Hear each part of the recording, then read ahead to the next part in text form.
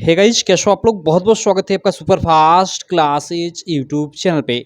दोस्तों, आज की इस वीडियो में हम लोग आप लोग के बोर्ड एग्जाम द्वारा जो जारी मॉडल पेपर है गणित का यानी मैथ क्लास 10 का, उसे इस वीडियो में हम लोग सॉल्व करेंगे। जी हाँ मेरे दोस्त, अगर आपको नहीं पता तो मैं आपको बताना चाहूँगा कि यूपी बोर्ड ने अपने बोर्ड परीक्षा 2022 थे, इसके लिए आप लोग का मॉडल पेपर जारी कर दिया है। इससे रिलेटेड मैंने आपको बता चुका है पहले ही कि आपको इसको डाउनलोड कैसे करना है। आप यूपी बोर्ड की ऑफिशियल वेबसाइट पर जाकर मॉडल पेपर ये डाउनलोड कर सकते हो। देखो, ये जो मॉडल पेपर है उसका मैं पूरा का पूरा ये प्रिंट आउट निकाला हूँ। ठीक है, चलो इसको मैं आपको पूरा का पूरा सॉल्व कर कर दिखाता हूँ। देखिए, इसमें आप लोग का कुछ चीज़ें हैं। आप लोग सब लोग जानते हो कि आप लोग का 20 अंक के शुरू शुरू में आपके ऑब्जेक्टिव क्वेश्चन पूछे जाएंगे, जिसका आंसर आपको ओएमआर शीट पे देना होगा। ठीक, चलो हम लोग जो ये ऑब्जेक्टिव क्वेश्चन है पहले उनको हम लोग सॉल्व करना शुरू करते हैं। तो देखो, यहाँ सबसे पहला ऑब्जेक्टिव क्वेश्चन है। यहाँ पे आप लोग देख सकते हो। एक मिनट, थोड़ा सॉरी, माफ़ी चाहूँगा, एक मिनट थोड़ा वेट कर लेना यार। इसको थोड़ा साइड में रख देता हूँ। ओके, चलो यहाँ पे खंड अ के अंतर्गत बहुविकल्पीय प्रश्न स्टार्ट होता है और इसमें आप लोग देख सकते हो ये जो फर्स्ट प्रश्न है कि एक परिमेय संख्या का दशमलव प्रसार सदैव होता है। ओके, एक जो परिमेय संख्या है उसका दशमलव प्रसार कैसा होता है। अब देखो, यहाँ परिमेय संख्या क्या होती है। जैसे मतलब परिमेय संख्या वे संख्याएं होती हैं जिनको हम पी बाई क्यू के रूप में लिखते हैं। जैसे आप लोग का जैसे 3 हो गया, 3 को हम 3/1 लिख सकते हैं, या 3/2 भी हो गया, ये भी एक परिमेय संख्या है। तो वही बोल रहा है कि एक परिमेय संख्या का दशमलव प्रसार सदैव होता है। कैसा होता है? तो देखो यार, ये जो मतलब परिमेय संख्या होती है ना, उसका जो दशमलव प्रसार होता है हमेशा शांत होता है। कैसे? जैसे देखो, 3/2 क्या है? एक परिमेय संख्या है। तो 3/2 को अगर हम मतलब 2 से मतलब 3 में भाग देते हैं तो ये क्या होगा? 2 एकम 2 और फिर दशमलव बढ़ाकर 10 हो जाएगा, 2 पचे 10 यानी 1.5, यानी दशमलव के बाद ये देखो कट जा रहा है एक अंक बाद। तो वही क्या हो गया? शांत हो गया। और जितनी भी अपरिमेय संख्या होती है, जैसे रूट वाली संख्या है, जैसे रूट में 3, तो इसका देखो मतलब इसका मान आप लोग देखते जाओगे, मतलब 1 ऐसे कर कर ये कभी कटेगा नहीं, आगे तक कहाँ तक बढ़ते जाएगा उसको कैलकुलेटर भी कैलकुलेट नहीं कर पाता है। तो परिमेय संख्याओं का दशमलव प्रसार सदैव शांत होता है और अपरिमेय संख्याओं का जो दशमलव प्रसार होता है वो क्या होता है? अशांत होता है। तो क्वेश्चन के अनुसार ये ऑप्शन सही है। और शांत अशांत क्या होता है मैंने आपको ये भी बता दिया कि अगर दशमलव के बाद मतलब संख्याएं मतलब न कटे, आगे बढ़ती जाए तो अशांत उसको दशमलव प्रसार बोलते हैं। और दशमलव के बाद एक दो मतलब जितना भी जाकर आगे कट जाए तो उसको हम लोग शांत बोलते हैं। तो परिमेय संख्या जितनी भी होती है वो शांत होती है। क्लियर? चलो, ये फर्स्ट प्रश्न हो गया। आगे चलते हैं हम लोग। अगला इधर हम लोग का सेकेंड प्रश्न है। आप लोग देख सकते हो कि एक शून्योत्तर परिमेय संख्या और एक अपरिमेय संख्या का गुणनफल होता है। ओके, इस प्रश्न को कर लेते हैं। इसके लिए थोड़ा मैं इसको मोड़ लेता हूँ और यहाँ पे हम लोग इस प्रश्न को कर लेते हैं। कह रहा है कि एक शून्योत्तर परिमेय संख्या और एक अपरिमेय संख्या का गुणनफल होता है। ओके, देखो, शून्योत्तर परिमेय संख्या मतलब क्या? मतलब शून्य को छोड़कर, जैसे 2 3 4 5 6 इस प्रकार की परिमेय संख्या है। तो जो देखो यहाँ पे मैं एग्जाम्पल के तौर पे इस क्वेश्चन को सॉल्व करता हूँ। ये जो हम लोग का सेकंड क्वेश्चन है इसको मैं यहाँ पे सॉल्व कर लेता हूँ। एक शून्योत्तर परिमेय संख्या जैसे आपका 3 हो गया, इसका गुणनफल, और बोल रहा है कि एक अपरिमेय संख्या का गुणनफल। तो कोई भी एक अपरिमेय संख्या ले लूँ। मान लो मैं कुछ भी ले लेता हूँ यार, रूट में मान लो मैं कुछ भी ले लेता हूँ, जैसे रूट में 5 ही ले लिया। ठीक है, रूट में 5 ले लिया। अब इन दोनों का अगर आप गुणा करोगे तो क्या होगा? इनका गुणनफल क्या होगा? देखो, 3 गुणे, अब देखो ये रूट में 5 है, इसका मान क्या आएगा आप लोग जानते हो? मतलब दशमलव के बाद इसका जो भी मान आए वो मतलब निश्चित नहीं रहेगा कि कितना आएगा, और निश्चित नहीं रहेगा। और उससे 3 में गुणा करोगे तो दशमलव के बाद उसका भी मान निश्चित नहीं, मतलब एक तरह से आएगा बहुत वो मतलब ज़्यादा होगा। मतलब एक तरह से वो क्या मतलब किस प्रकार का आएगा? वो अपरिमेय ही आएगा। क्या आएगा? अपरिमेय ही आएगा। तो यहाँ पे देखो क्या ऑप्शन है आप लोग का कि एक शून्योत्तर परिमेय संख्या और अपरिमेय संख्या का गुणनफल होता है सदैव अपरिमेय संख्या, सदैव परिमेय संख्या, परिमेय या अपरिमेय संख्या, या एक। तो ये फर्स्ट ऑप्शन सही है कि सदैव परिमेय संख्या। क्लियर है? चलो, अगला हम देखते हैं। अगला प्रश्न क्या है? अगला प्रश्न यहाँ पे देख सकते हो कि रेखाओं x बराबर 0 और 2x + 3y बराबर 12 का प्रतिच्छेद बिंदु है। ओके, देखो हमें दिया है कि रेखाओं x बराबर 0 और इसका प्रतिच्छेद बिंदु है। प्रतिच्छेद बिंदु हमें पूछ रहा है। हमें एक, तो इसमें हम क्या करेंगे? समीकरण 1 का मान समीकरण 2 में रख देंगे। देखो, हमें एक x बराबर यहाँ क्या दिया है? x बराबर हमें 0 दिया है और दूसरी हमें समीकरण दिया है 2x + 3y बराबर 12। इसको मैं समीकरण 1 ले लेता हूँ, ये समीकरण 2। ये हमें दो मतलब समीकरण दिया हुआ है और इनका प्रतिच्छेद बिंदु पूछ रहा है। तो देखो यहाँ x बराबर 0 हमें यहाँ पहले ही मालूम है, तो उसका मान इस समीकरण में रख देंगे तो y का मान निकल जाएगा, तो हमें बिंदु निकल जाएगा। तो चलो x का इसमें मान रखेगा तो ये 2 और यहाँ इंटू एक्स है तो गुणे 0 प्लस 3 और ये y इक्वल टू 12, यानी ये आप लोग का 0 प्लस 3y बराबर 12 हो गया। तो यहाँ से y बराबर आप लोग का क्या हो जाएगा 12/3, यानी y बराबर 4, यानी y का मान 4 आ गया और x का मान पहले से ही था, यानी आप लोग का जो बिंदु हुआ एक्स वाई वो कितना हो गया, वो 0 4 हो गया, 0,4। तो इस प्रकार ये आप लोग का जो ऑप्शन के अनुसार है ये सेकंड ऑप्शन सही है। तो इस तरह ये आप लोग थर्ड प्रश्न कर सकते हो। चलो अगला हम लोग थर्ड के बाद फोर्थ नंबर प्रश्न कर लेते हैं कि वह सबसे बड़ी संख्या जिससे 70 और 125 को विभाजित करने पर क्रमशः शेषफल 5 और 8 प्राप्त हो। ऐसे क्वेश्चन को कैसे करते हैं, चलो इसको भी मैं सॉल्व कर आपको दिखाता हूँ। ऐसा क्वेश्चन आप लोगों ने 5वीं या 8वीं कक्षा में पढ़ा होगा, ठीक है। ऐसे क्वेश्चन में क्या करते हैं कि यहाँ जो शेषफल बच रहा है जिस संख्या में से, सबसे पहले तो उसमें से इसको घटा लेते हैं। तो यहाँ देखो इस क्वेश्चन को क्वेश्चन नंबर 4 है, यहाँ मैं लिख लेता हूँ क्वेश्चन नंबर 4 है। हमें क्या बोल रहा है कि वह सबसे बड़ी संख्या जिससे 70 और 125 को विभाजित करने पर शेषफल क्या है 5 और 8 है। मतलब इनमें से ये जो ऑप्शन है इनमें से या इनमें से ही नहीं, वह बड़ी से बड़ी संख्या क्या होगी जिससे 70 और 125 में भाग देने पर शेषफल 5 और 8 आए। तो चलो, और बड़ी से बड़ी वह संख्या कौन सी होगी, तो कैसे इसको करेंगे। तो सबसे पहले तो 70 में से यहाँ पे देखो 70 तो भाग देने पे 70 और 125 में शेषफल क्रमशः 5 और 8 बच रहा है, तो 70 में से 5 और 125 में से 8 पहले घटा लेंगे। तो इसको ऐसे करेंगे कुछ प्रकार, 70 में से हम लोग 5 घटा लेंगे, शेषफल को घटा लेते हैं हम लोग कि पूर्ण कट जाए, तो बाद में उस संख्या से भाग देंगे तो 5 शेषफल बचेगा, तो ये 65 हो गया। और फिर हम लोग का क्या है यहाँ पे एक है हम लोग का 125, तो 125 में से मैं 8 घटा लेता हूँ, ठीक है। तो ये हम लोग का कितना बचेगा, 125 में से 8 गया तो ये हम लोग का इधर हो जाएगा 15, तो 15 में से 8 जाएगा यहाँ पे, हाँ 1 1 7 17, 117 हो जाएगा। क्लियर, क्योंकि 3 और 5 3 8, हाँ 117 हो जाएगा। अब देखो क्या होगा, हमें क्वेश्चन क्या पूछ रहा है कि वह सबसे बड़ी संख्या जिसमें 70 और 125 को विभाजित करने पर क्रमशः शेषफल 5 और 8 बचे। यहाँ याद रखना सबसे बड़ी संख्या, अगर कहीं पे बड़ी से बड़ी बोल दे या बड़ी संख्या बोल दे तो उसका मतलब होता है HCF, ठीक है। उसका मतलब क्या होता है HCF। तो अब हम इसका HCF निकालेंगे। तो चलो 65 और 170 का HCF निकालते हैं। 65 और ऐसा मैं कर लेता हूँ 170 आप लोगों ने HCF निकाला होगा पहले चैप्टर में। 65 है कम, ये 65 हो गया। 2 बार तो नहीं जाएगा ना, नहीं 2 बार नहीं जाएगा, एक ही बार जाएगा। अब देखो 7 में से 5 गया 2 और ये 11, नहीं 6 6 10 1 5, 52 हो गया। और फिर हम 52 से इसमें भाग देंगे क्योंकि ये कम हो गया, तो फिर 52 से 65 में भाग देंगे। ऐसे ही HCF ज्ञात करते हैं, आई होप आप सब लोग जानते होंगे। 52 कम, ये 52 और ये 5 में से 2 गया 3, ये 1 13 हो गया। और फिर हम लोग क्या करेंगे, 13 से फिर इसमें भाग देंगे 52 में, तो ये 13 चौक 52, ये देखो यहाँ पे आकर ये कट गया। यानी इस प्रकार हम लोग का HCF क्या आ गया, 13 आ गया। तो वह बड़ी से बड़ी संख्या 13 ही होगी, वह बड़ी से बड़ी संख्या 13 होगी जिससे हम लोग अगर 70 और, ठीक है, जिससे हम लोग 70 और 125 में भाग देंगे तो हम लोग का शेषफल 5 और 8 बचेगा। आप भाग देकर देख लीजिएगा, ठीक है। शेषफल अंत में 5 और 8 बचेगा। तो इस प्रकार ये आंसर ये हुआ। इस प्रकार इस क्वेश्चन को हम लोग करेंगे क्वेश्चन नंबर जो 4 है, ठीक। चलो क्वेश्चन नंबर 5 देख लेते हैं। क्वेश्चन नंबर 5 है यानी 5 नंबर है कि समीकरण 2x + ay बराबर 1 है और 3x - 5y बराबर 7 का कोई भी हल नहीं होगा यदि ए का मान होगा। ओके, हमें कह रहा है कि ये 2 समीकरण है, इसका कोई भी हल नहीं होगा यदि ए का मान होगा। ए का मान क्या होगा कि इसका कोई हल नहीं होगा।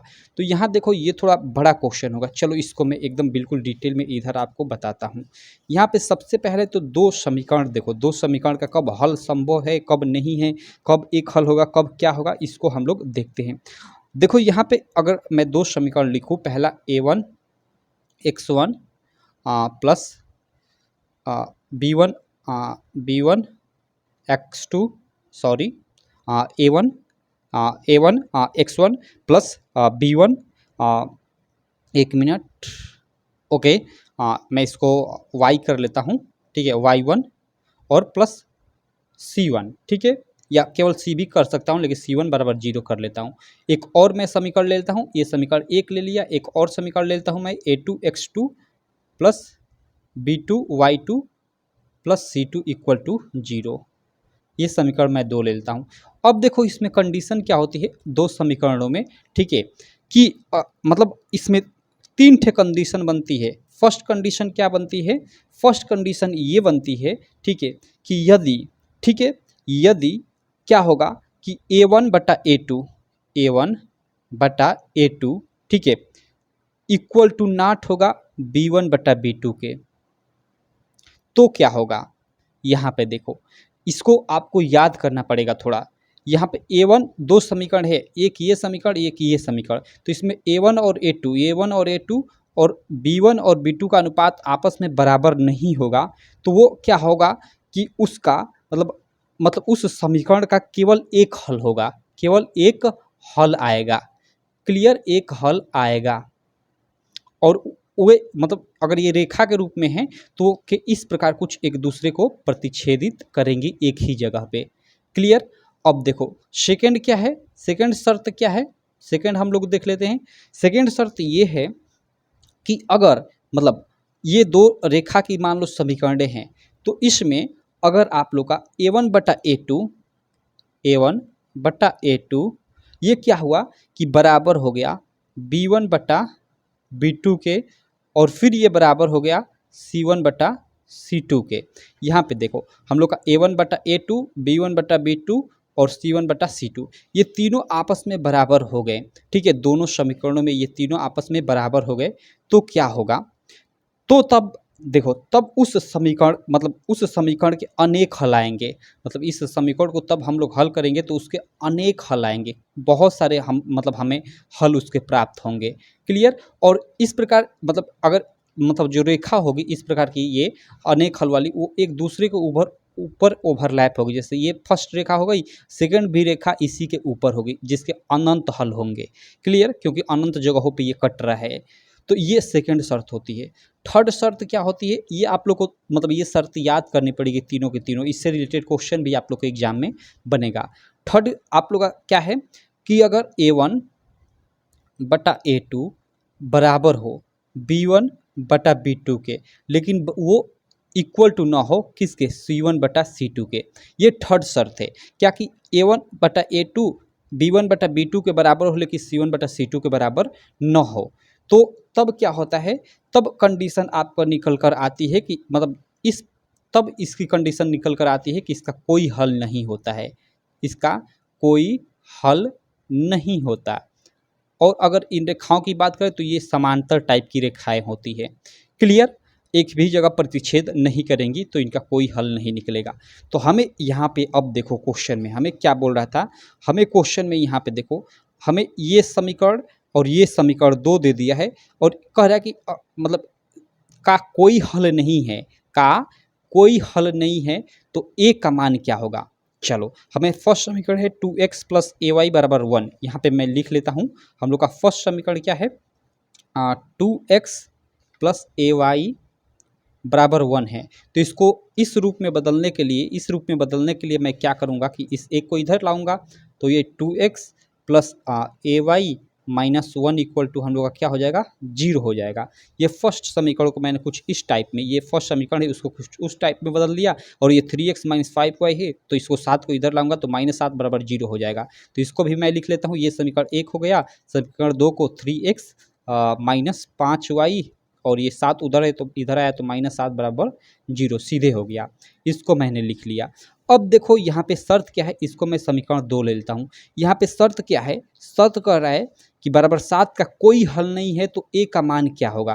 कह रहा है कि ये मतलब ये जो समीकरण है दोनों में, समीकरण 2x प्लस ए वाई बराबर 1 तथा इतना का कोई भी हल नहीं होगा यदि ए का मान होगा, मतलब इनका कोई हल नहीं होगा तो उसके लिए ए का मान क्या होना चाहिए?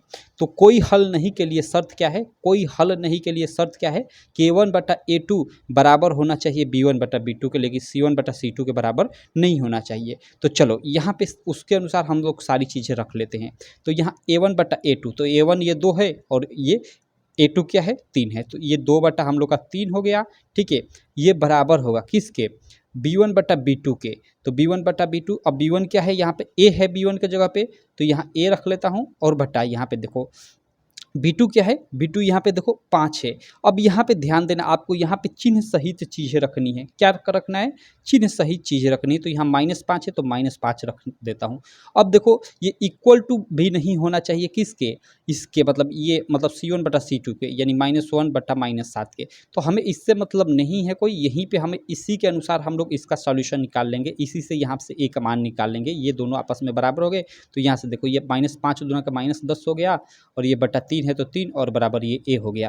यानी इस प्रकार आपका A का मान क्या आ गया, -10/3। यानी अगर हम लोग -10/3 यहाँ A के जगह पे रखते हैं इस समीकरण में, ठीक है, तो इसका कोई हल हमें प्राप्त नहीं होगा। तो इस प्रकार ये थर्ड ऑप्शन आप लोग का सही हो जाएगा। देखिए मैं मतलब इतना झंझट किया आपको बताने में, मैं पूरा एकदम आपको चीज़ें डिटेल में बता रहा हूँ जैसे ऑफलाइन क्लास में बताया जाता है, और ये आप लोग के लंबे समय तक काम आएगा। अगर आप केवल ऊपर ऊपर मतलब चीज़ें पढ़ लेते हो ना, तो फिर दिक्कत हो जाएगी एग्ज़ाम टाइम में। शायद आपको मैं यहाँ केवल आपको ये मतलब केवल ये एक शर्त बताकर बता दिया होता, इतना लोचा बताने की क्या ज़रूरत थी। लेकिन हो सकता है कहीं ये क्वेश्चन आ जाए, मतलब यहाँ यहाँ लिखा है कि जिसका कोई हल नहीं है, या यहीं पे कह दे कि अनेक हल हो, तो फिर आप गड़बड़ हो जाओगे अगर ये नहीं बताया होता तो। तो इस प्रकार ये चीज़ तीनों आप लोग याद रखिएगा, और शर्तों पे आप पालन कर ऐसे मतलब इस क्वेश्चन को, ऐसे क्वेश्चन को आप लोग सॉल्व कर सकते हो। चलो आगे हम लोग क्वेश्चन सॉल्व करते हैं भाई साहब। आगे हम लोग का क्वेश्चन, इसके बाद हम लोग का 5 नंबर था। 6 नंबर प्रश्न क्या है आप लोग स्क्रीन पे देख सकते हो, 1 मिनट। 6 नंबर प्रश्न देखो कि द्विघात समीकरण 2x² - 4x + 3 = 0, हम लोग का द्विघात समीकरण है यह एक, के बारे में निम्न कथनों पर विचार कीजिए। ओके, ये द्विघात समीकरण है, इसके कथनों पर विचार करना है। ये कथन दिया है कि दिए गए समीकरण का विविधकर 0 से कम है। ओके, विविधकर बोल रहा है यहाँ पे। देखो द्विघात समीकरण के मैं बारे में थोड़ा बताता हूँ डिटेल में आपको, ठीक है। द्विघात समीकरण क्या होता है, द्विघात समीकरण का सबसे पहले तो मानक रूप देखो आप लोग का क्या होता है, वो होता है मानक रूप ax² + bx + c मतलब = 0। कुछ इस टाइप की द्विघात समीकरण होती है। जैसे यहाँ पे है ये द्विघात समीकरण, यहाँ पे 2x² मैं लिख लेता हूँ, 2x² - 4x + 3 = 0। ये जो द्विघात समीकरण इसको मैंने लिख लिया। अब देखो क्या होता है कि इस द्विघात समीकरण को जब आप गुणनखंड विधि से हल करोगे ना, तो हल करने के बाद इसके 2 मान प्राप्त होंगे। जो x का मान होगा वो 2 मान प्राप्त होगा, मतलब उन्हीं मानों को जो हल करने के बाद प्राप्त होता है उसको इस द्विघात समीकरण के मूल बोलते हैं। और पहले मूल को अल्फा और दूसरे मूल को बीटा से डिनोट करते हैं। और जो अल्फा और बीटा मूलों का मतलब जो योगफल होता है अल्फा प्लस बीटा, वो -b/a के बराबर होता है। और द्विघात समीकरण के मूलों का जो गुणनफल होता है यानी अल्फा इंटू बीटा, वो होता है c/a के बराबर। तो ये आप लोग याद रखिएगा, ठीक है। आपके ये द्विघात समीकरण दे दिया कि 2x² - 4x + 3 = 0 के मूलों का योग ज्ञात कीजिए। तो क्या इसका आप गुणनखंड करोगे, अंत में x के जो मान 2 आएंगे उनको जोड़ोगे? नहीं, ये सीधे सीधे ये फार्मूला होता है कि मूलों का योग, द्विघात समीकरण मूलों का योग अल्फा प्लस बीटा = -b/a। तो इसमें -b क्या है, मतलब ये b क्या है, -4 है। तो यहाँ पे देखो मूलों का योग यानी अल्फा प्लस बीटा = क्या हो जाएगा, अब -b होता है, माइनस और b का मान क्या है, -4 है। तो -4 और बटा a के जगह पे क्या है, ये 2 है, ठीक है। इस सब मानक द्विघात समीकरण के अनुसार आप मिला लोगे कि a क्या है, तो a की जगह पे 2, तो ये 2 हो गया। इस प्रकार ये हटेगा तो ये क्या हो जाएगा आपका, ये आपका माइनस माइनस प्लस हो जाएगा, यानी 4/2 यानी आपका 2 आ जाएगा। यानी मूलों का आपका योगफल क्या आ जाएगा, 2 आ जाएगा। तो ऐसे शॉर्टकट में आपको करना होता है, न कि आप इसका गुणनखंड विधि से दोनों मूल ज्ञात करो फिर उसको जोड़ो, तो वो लंबा प्रोसेस हो जाएगा, गड़बड़ हो जाएगा। तो ये आप लोग फार्मूला याद रखिएगा, ठीक। अब यहाँ पे हमें क्वेश्चन पूछ रहा है विविधकर के बारे में। तो देखो एक द्विघात समीकरण का विविधकर जो d होता है, ठीक है, वो उसको मतलब हम d से डिनोट करते हैं विविधकर को, ठीक है। और d = होता है b² - 4ac।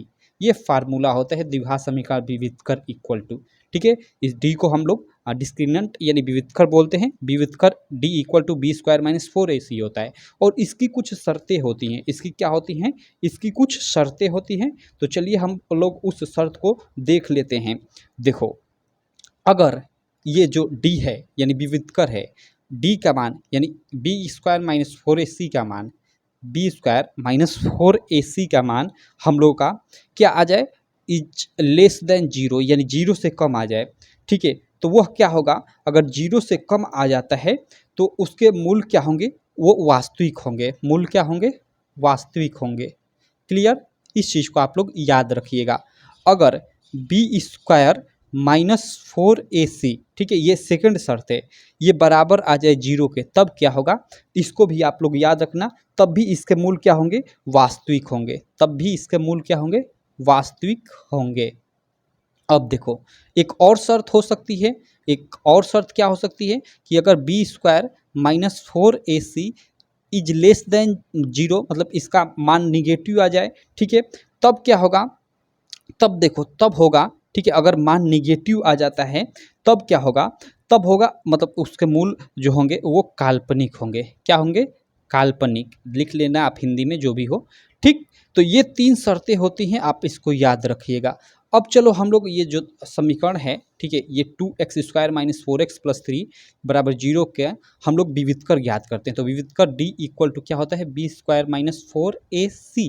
अब देखो बराबर बी स्क्वायर, तो बी की जगह पे -4 है, तो -4 का स्क्वायर माइनस 4 और ए की जगह पे 2 है, तो 2 गुणे सी यानी 3।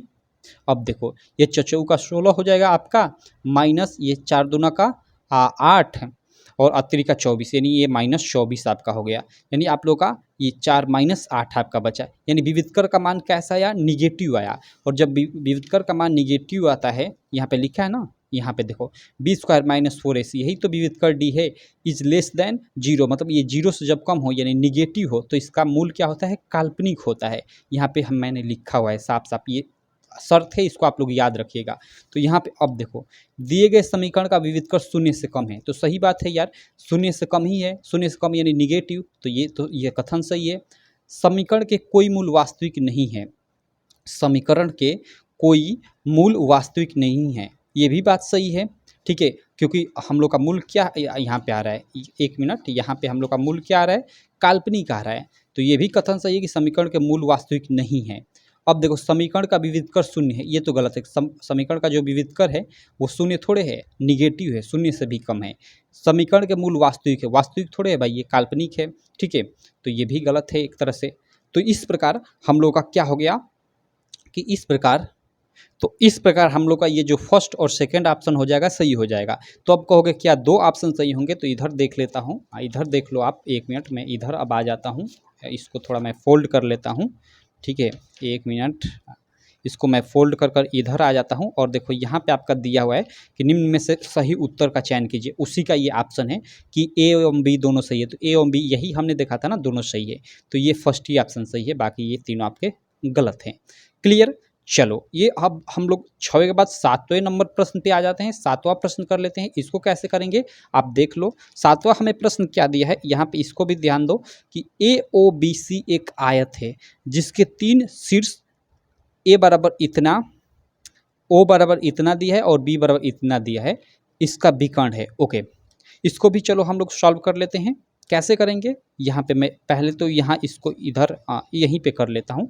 यहाँ पे देखो हमें एक आयत दिया हुआ है, यहाँ पे एक हमें आयत दिया हुआ है, तो आयत क्या होता है, यही तो होता है हम लोग का आयत, यही तो इसी प्रकार को तो हमें आयत होता है। ये आयत है और आयत क्या है, AOBC है हम लोग का, AOBC। तो मान लो मैं इसका फिगर बना लेता हूँ, ठीक है, जो भी हो, ये मान लो इसको A ले लेता हूँ, इसको O ले लेता हूँ, ये इसको B ले लेता हूँ, इसको C ले लेता हूँ। इसमें से हमें क्या दिया है, ए का निर्देशांक दिया है 0,3, तो ए की जगह पे मैं 0,3 रख लेता हूँ। बी के जगह पे बी के जगह पे हमें 5,0 दिया है, तो यहाँ बी ये है, तो यहाँ पे इसका निर्देशांक 5,0 है, तो वो रख लेता हूँ। और उसके बाद हम लोग का क्या दिया है, ओ का दिया है 0,3, ये ओ है, इसका भी दिया है हमें 0,3। अब हमें क्या पूछ रहा है, अब हमें इसका विकर्ण, मतलब ये जो आयत है इसका विकर्ण पूछ रहा है। विकर्ण क्या होता है, जैसे ये मतलब इसको मिला दे तो ये विकर्ण हो गया, जैसे ये वाला, ये बीचों बीच इसको मिला दे, ये बी ओ को, तो यही विकर्ण हो गया। या इसको भी मिला दे तो यह भी क्या हो गया, यह भी विकर्ण हो गया। तो एक आयत के कितने विकर्ण होते हैं, 2 विकर्ण होते हैं, एक ये वाला और एक ये वाला। लेकिन आप याद रखना आयत के दोनों विकर्ण आपस में बराबर होते हैं, क्या होते हैं, आपस में बराबर होते हैं। अब यहाँ पे आप ध्यान देना कैसे आप लोग इसकी लंबाई ज्ञात करोगे, ये हमें वही विकर्ण पूछ रहा है, तो हमें विकर्ण यानी इसकी लंबाई पूछ रहा है, तो कैसे लंबाई ज्ञात करोगे, यहाँ पे ध्यान देना। अगर इसको हम लेते हैं, इसको लेते हैं, तो देखो यहाँ एक बिंदु गायब है, यहाँ का बिंदु सी हमें अवेलेबल नहीं है, तो फिर हमें दिक्कत होगी। यहाँ से हम लोग ज्ञात कर लेते हैं, क्योंकि हम इधर से ज्ञात करें या इधर से ज्ञात करें, विकर्ण दोनों का मान एक ही होगा। तो यहाँ दो बिंदु हैं, ठीक है, और दो बिंदु है, दोनों के हमें निर्देशांक दिया हुआ है। तो इनके बीच की दूरी का, दो बिंदुओं के बीच की दूरी का फार्मूला आप सब लोग जानते हो क्या होता है। वो होता है कि अंडर रूट मतलब x2 माइनस x1 का whole square plus y2 minus y1 whole का स्क्वायर। ये होता है दो बिंदु अगर हैं तो उनके बीच की दूरी का फार्मूला, अगर उनके निर्देशांक दिए हों तो यहाँ पे चलो हम लोग इस फार्मूले के अनुसार इनके बीच की दूरी ज्ञात कर लेते हैं, यानी इसकी लंबाई ज्ञात कर लेते हैं विकर्ण की। तो यहाँ पे देखो x2 क्या है हम लोग का x2 यहाँ पे देखो ये x1 है, ठीक है, ये x2 है हम लोग का। अगर हम ऐसे लेते हैं तो या इसको भी x1 लिख सकते हैं, इसको भी x2 लिख सकते हैं, हमारा मन, ठीक है। तो मान लो चलो ये x1 है, ये x2 है, ठीक, ये y1 है, ये y2 है।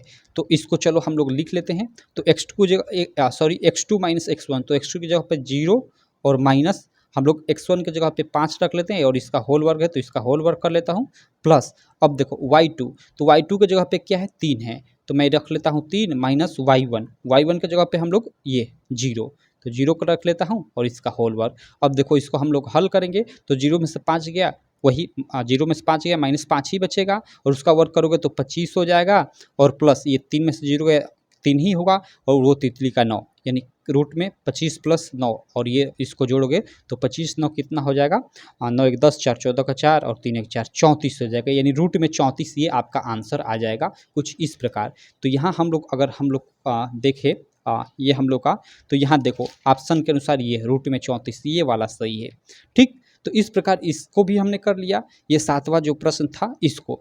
चलो अब हम लोग 8वां प्रश्न कर लेते हैं। 8वां प्रश्न क्या है, आप लोग स्क्रीन पे देख सकते हो।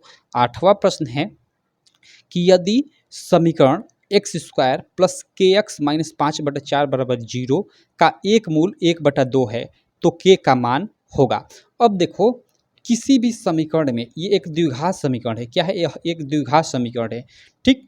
अब देखो किसी भी द्विघात समीकरण में एक मूल दिया हो और दूसरा मूल ज्ञात करने को हमें बोल रहा है, ठीक है, या उसमें किसी चीज़ का मान पूछ रहा है, तो हम लोग क्या करेंगे कि जो मूल दिया है उसी को उसमें मतलब एक्स के जगह पे हम लोग क्या करेंगे कि रख देंगे, पुट कर देंगे, ठीक है, और इस प्रकार जो हमें पूछ रहा है उसका मान प्राप्त हो जाएगा। क्योंकि देखो जो किसी भी द्विघात समीकरण का एक मूल इस मतलब इसको सेटिस्फाइड करता है। यहाँ पे मैं आपको बताता हूँ, शायद आपको मतलब हाँ अच्छे से मालूम नहीं हुआ होगा। चलो देखो, जैसे देखो ये ए एक्स स्क्वायर है प्लस बी एक्स है प्लस सी है बराबर 0, इसके मान लो दो मूल हैं अल्फ़ा और बीटा, ठीक है। अब देखो यहाँ पे अगर हम अल्फ़ा का मान इसमें एक्स के जगह पे पूरा रखते हैं तो इसका 0 दोनों और 0 0 आ जाएगा, या बीटा का भी मान रखते हैं इस एक्स के जगह तब तो भी 0 0 पूरा आ जाएगा। तो अगर मान लो हमें यहाँ कुछ बदल दिया है यहाँ पे, ठीक है, यहाँ पे आर कर दिया है और हमें एक ही मूल दिया है, एक नहीं दिया है, तो यहाँ एक मूल का यहाँ मान रखेंगे, ठीक है, वो 0 के बराबर होगा, और फिर उसको हल करेंगे तो यहाँ से उसका मान हम स्पेसिफिक ज्ञात कर सकते हैं। तो जैसे हम लोग की ये द्विघात समीकरण है एक्स स्क्वायर प्लस के एक्स माइनस 5/4, ठीक है, हम लोग की द्विघात समीकरण है, मैं लिख लेता हूँ एक्स स्क्वायर प्लस के एक्स माइनस 5/4 इक्वल टू 0, और एक मूल हमें अल्फ़ा एक मूल दिया है, मान लेता हूँ अल्फ़ा है वो हम लोग का 1/2 दिया है, ठीक है। तो हमें ये के का मान पूछ रहा है, तो हम लोग क्या करेंगे, अगर एक मूल दिया है तो इस मूल को इस द्विघात समीकरण में रखेंगे, तो वो क्या करेगा, वो मूल इस द्विघात समीकरण को सेटिस्फाई करेगा। सेटिस्फाइड करने का मतलब कि दोनों तरफ 0 0 कर देगा, ठीक। तो चलो हम लोग इसको हम लोग सॉल्व कर लेते हैं। ये क्वेश्चन नंबर शायद हम लोग का 8 है ना। चलो इसको हम लोग सॉल्व करते हैं। कैसे सॉल्व करेंगे इसको आप लोग ध्यान देना। यहाँ पे देखो x के जगह पे हम 1/2 रखते हैं, तो यहाँ 1/2 तो 1/2 का ये स्क्वायर हो जाएगा, प्लस के एक्स यानी के गुणे एक्स, एक्स यानी 1/2 एक तरह से बोल सकते हैं, ठीक है, और माइनस 5/4 है तो माइनस 5/4 इक्वल टू मैं 0 कर लेता हूँ, सिंपल। अब देखो 1/4 तो इसका स्क्वायर तो 1/8 सॉरी 2 दूना का 4 हो जाएगा, ठीक है, ये 1/2 है, मैं 1/4 बोला सॉरी, ठीक है, प्लस ये इसको गुणा करोगे तो ये k/2 हो जाएगा आप लोग का, ठीक, और माइनस ये 5/4 है तो 5/4 ही रखने देता हूँ, और ये बराबर 0। अब देखो इसका नीचे का आप लोग का क्या लॉस होगा, लॉस 4 2 4 का लॉस 4 ही होगा, और 4 से इसमें भगा दोगे तो 4 एकम 4 और 1 से गुणा करो तो 1, प्लस 2 दूना का 4 2 एकम 2 यानी 2 के हो जाएगा, और माइनस ये माइनस है 4 एकम 4 तो 1 5 5 हो जाएगा, और ये बराबर 0। अब देखो ये इधर ये बट्टा में है, इधर जाएगा तो गुणा होगा, और जीरो में जब 4 से गुणा होगा तो जीरो हो जाएगा। और ये देखो 4 और 1 है तो ये क्या हो जाएगा 2k, और माइनस ये प्लस 1 है तो ये -4 हो जाएगा। ठीक है, 1 घट जाएगा, और बराबर ये 4 से इधर गुणा होगा तो ये जीरो हो जाएगा। इस प्रकार यहाँ से आप 2k इक्वल टू क्या हो जाएगा, ये 4 उधर जाएगा तो प्लस हो जाएगा, माइनस है तो, यानी यहाँ से k इक्वल टू क्या आ गया, k इक्वल टू आप लोग का आ गया 4/2, यानी k इक्वल टू आप लोग का 2, यानी k का मान हमने यहाँ से निकाल लिया कितना, 2।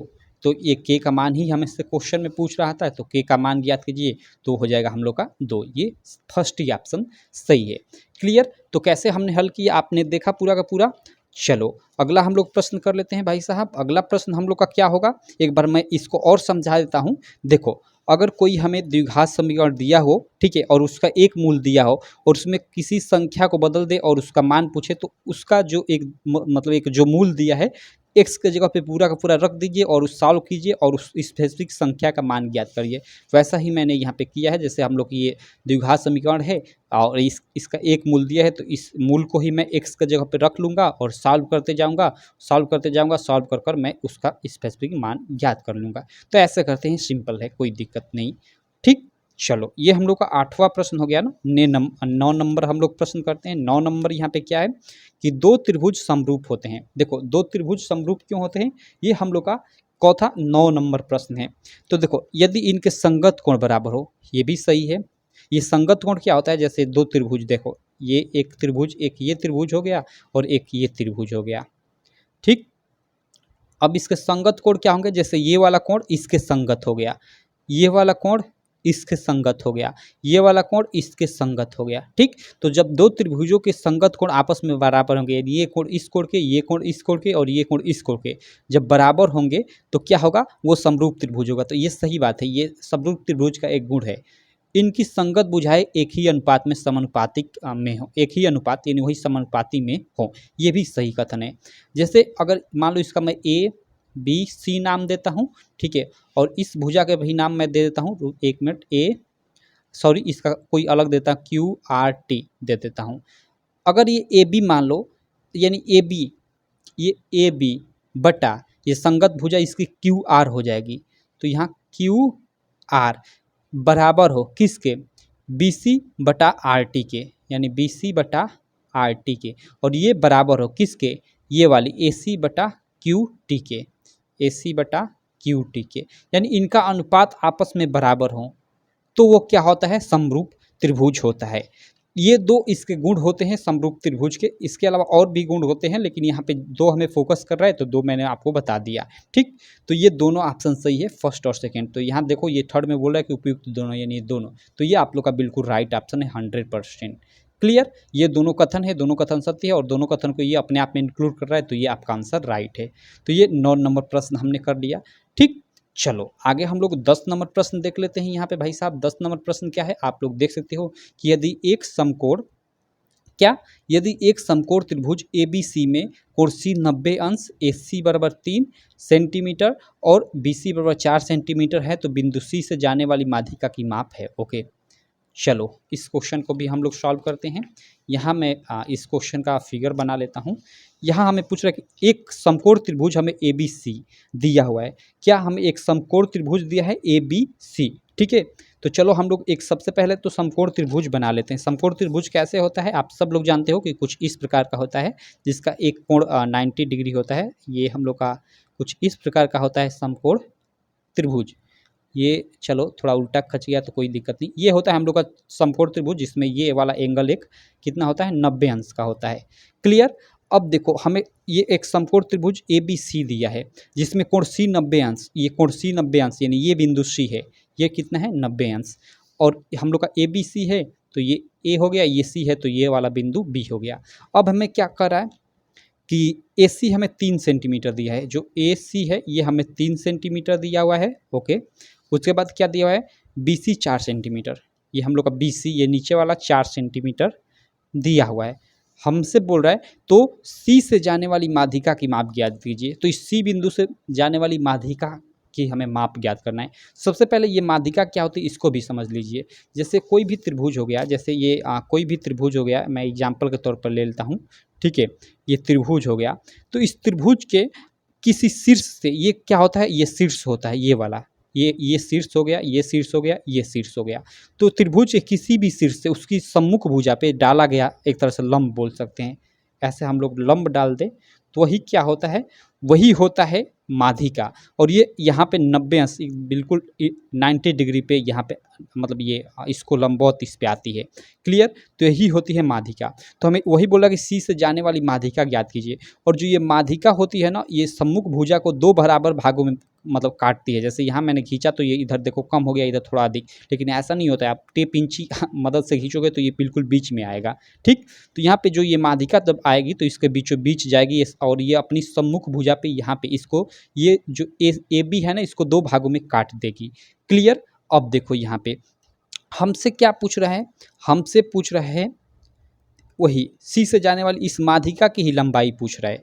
चलो कोई दिक्कत नहीं। सबसे पहले तो देखो ये बड़े वाले त्रिभुज में देखो ए सी बी में हमें क्या है, ये समकोण त्रिभुज है बड़ा वाला, इसमें हमें ये ए सी और ये सी बी ज्ञात है, यानी ये लंब हो गया, ये आधार हो गया, ज्ञात है। हमें कर्ण ज्ञात करना है। तो कर्ण बराबर क्या होता है, आप सब लोग जानते हो, कर्ण बराबर अंडर रूट या कर्णी में लंब का स्क्वायर प्लस आधार का स्क्वायर। ठीक है, लंब तितली का 9 हो जाएगा प्लस ये चचौ का 16, यानी 16 9 25, यानी 25 बाहर निकलेगा तो 5, यानी कर्ण का मान ये ए बी का मान हमें 5 मिल गया। पूरा ये ए बी का मान 5 मिल गया। लेकिन यहाँ पे हमें क्या ज्ञात करना है, ये हमें ये ज्ञात करना है। यहाँ पे मैं एक नाम देता हूँ, इसको डी नाम दे देता हूँ। क्लियर? यहाँ पे हमें क्या ज्ञात करना है, सी डी की माप ज्ञात करनी है, क्योंकि सी डी ही माध्यिका है और हमें क्वेश्चन में वही बोल रहा है कि सी से जाने वाली माध्यिका की माप ज्ञात कीजिए, सी से जाने वाली जो माध्यिका है। तो इसको कैसे हम लोग ज्ञात करेंगे, तो यहाँ पे आप थोड़ा ध्यान देना। हम लोग का ये पूरा मतलब ए बी है, वो कितना आ गया हम लोग का, 5 सेंटीमीटर आ गया। यहाँ पे ए बी कितना आ गया, 5 सेंटीमीटर आ गया। यहाँ पे अब देखना, तो ये हम लोग का ये डी बी क्या होगा, डी बी भाई 5 का आधा होगा।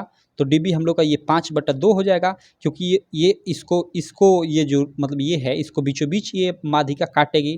तो ये अगर ये 5 है तो ये वाला केवल आप लोग का 5/2 यानी आधा उसका हो जाएगा। क्लियर? अब देखो हमें मालूम हो गया कि ये इतना कितना है, 5/2 है, और ये कितना है, 4 सेंटीमीटर है। और यहाँ पे मैंने एक और अभी आपको गुण बता रहा था, तो बताया कि जो ये माध्यिका होती है सम्मुख भुजा पर एकदम 90 डिग्री पे काटती है, ये 90 डिग्री पे काटती है। क्लियर? तो 90 डिग्री पे काटेगी, तो यहाँ पे आप लोग ध्यान दो, यहाँ से ये आप लोग का आधार हो जाएगा और ये आप लोग का लंब हो जाएगा, और जो 90 डिग्री है उसके सामने की भुजा ये कर्ण हो जाएगी। मतलब यहाँ पे भी एक समकोण त्रिभुज ये बन रहा है, इसको आप लोग ध्यान दीजिएगा, जिसमें ये वाली आधार है, ये वाला लंब है और ये आपका कर्ण है। इसको अगर मैं सीधा बनाना चाहूँ तो ये देखो, ये कुछ इसको सीधा बनाना चाहूँ तो ऐसे बन जाएगा। ये देखो सीधा उसको बना दिया। ठीक है, जिसमें आप लोग का क्या है, ये वाला 90 डिग्री है। ठीक है, ये वाला आप लोग का क्या है, 90 डिग्री है। इसकी मैं बात कर रहा हूँ डी बिंदु की। और उसके बाद आप लोग का ये आधार हम लोग का ये डी बी आधार है। ठीक है, ये डी बी ये बी है और यहाँ पे ये सी है, एक तरह से मैं बोल सकता हूँ। क्लियर? तो इसको मैंने मतलब ये वाला फिगर अगर आपको यहाँ पे ये वाला फिगर अच्छे से नहीं कंफर्म हो रहा है कि कैसे ये समकोण त्रिभुज है, तो यहाँ आपको शायद कंफर्म हो गया होगा। ठीक, तो यहाँ पे देखो, ये हम लोग का डी बी का मान दिया है हमें कितना, 5/2, और हमें इस सी बी का भी मान दिया है 4, यानी हमें कर्ण का मान दिया है, हमें आधार का भी मान दिया, हमें लंब का मान पूछ रहा है। क्लियर? इसका यानी माध्यिका का, तो वही लंब बराबर क्या हो जाएगा यहाँ पे, तो यहाँ सी डी बराबर या लंब बराबर क्या हो जाएगा, मैं यहाँ पे ही कर लेता हूँ। सी डी बराबर, या जिसको हम लंब भी बोल सकते हैं, लंब बराबर क्या हो जाए, वो होता है कर्णी में कर्ण का स्क्वायर माइनस कर्ण का स्क्वायर कितना है, 4, तो 4 का मैं स्क्वायर कर लेता हूँ माइनस। ठीक है, आधार का स्क्वायर, आधार क्या है, 5/2 है, तो 5/2 का मैं स्क्वायर कर लेता हूँ, सिंपल। और अब इसी को हम लोग हल करते हैं। हल करेंगे तो क्या होगा, यहाँ पे आप लोग ध्यान देना, ये अंडर रूट ये चचौ का 16 हो जाएगा माइनस ये 25 बटा ये 2 दूना का 4 हो जाएगा। अब देखो अंडर रूट हम करते जाएंगे, ये 16 का 64 माइनस 25/4 हमने लॉसा लेकर इसको कर लिया। ठीक, अब ये देखो ये आगे क्या होगा, 64 में से 25 जाएगा तो कितना बचेगा, ठीक है, ये 14, ठीक है 14 हुआ ना, 9 बचेगा, और ये 5 2 39 हो गया, और बटा में ये 4 है तो ये 4। अब देखो इसको हम लोग क्या करेंगे, फिर इसको हम लोग भाग देते हैं, 4 9 36, 9 दशमलव कितना बचा, 36 37 और 39 40, 4 बचा, 4 ही बचा ना, सॉरी, 4 9 36 37 38 39, 3 बचा, 30, तो 4 3 हम लोग का क्या हो जाएगा, 4 7 28 हो जाएगा, और फिर 2 बचा तो 4 दूनी का 8, ऐसे ही मतलब ये चलता जाएगा। इसका मतलब क्या 9.72 है, इसको हम लोग क्या लिख सकते हैं, अंडर रूट 10 लिख सकते हैं। और अंडर रूट 10 का मान क्या होगा, अंडर रूट 10 का मान हम लोग का क्या होगा कि 3 दशमलव कुछ होगा, ठीक है, 3 दशमलव कुछ होगा, 4 नहीं होगा, क्योंकि 4 16 रूट में 16 का मान 4 होता है, तो 4 अभी 16 4 दूर है, तो इसका मतलब 3 दशमलव कुछ होगा, जिसको हम लोग पूरा एक तरह से 3 लिख सकते हैं। तो ऑप्शन के अनुसार देखो यहाँ पे हम लोग का क्या दिया है, 2.5 सेंटीमीटर गलत है, 3 सेंटीमीटर, 3.5 सेंटीमीटर, 4 सेंटीमीटर, ये तो दोनों गलत है। इसमें इसमें एग्जैक्टली कौन होगा, तो ये होगा, क्योंकि देखो ये 10, देखो 9 का हम लोग का मान क्या होता है, रूट में 9 का मान 3 होता है, ये थोड़ा सा एक बढ़ा है, तो उससे हम लोग का ये 3.5 इतना बढ़ नहीं जाएगा, ये होगा, एक्सपेक्ट यहाँ कर सकते हो आप साफ साफ। तो यही होगा, सेकेंड ऑप्शन सही होगा आप लोग का। तो इस प्रकार हमने पूरा का पूरा कितना 10 ऑब्जेक्टिव क्वेश्चन सॉल्व किया, और 10 में मैंने आप लोग का लगभग 30 से 40 मिनट टाइम लगा दिया। देखो मैंने टाइम इतना लगाया, लेकिन आपको ऐसा देखिएगा, कोई भी बताएगा तो इतना डीप में नहीं बताएगा, ऐसे कॉन्सेप्ट नहीं बताएगा। मैंने आपको बहुत सारा कॉन्सेप्ट भी बताया, साथ में बहुत सारी चीज़ें आपको सीखने को मिली होंगी इस वीडियो से, ठीक है। तो इस वीडियो में हम लोग इतना ही रहने देते हैं, आगे के ये जो 11-12 और भी 10 ऑब्जेक्टिव है उसको हम लोग नेक्स्ट वीडियो में हम लोग सॉल्व कर लेंगे, क्योंकि ये वीडियो काफ़ी लंबी हो जाएगी, आपके लिए भी दिक्कत होगी और मेरे लिए भी, क्योंकि इसको अभी एडिट भी करना है। तो चलो इस वीडियो में मैं इतना ही रहने देता हूँ, बाकी आप बताना ये वीडियो आपको कैसी लगी। वीडियो अच्छी लगी तो यार चैनल को सब्सक्राइब कर देना, वीडियो को लाइक कर देना, और अपने सारे दोस्तों में इस वीडियो को शेयर भी कर देना। तो चलो तब तक के लिए थैंक यू।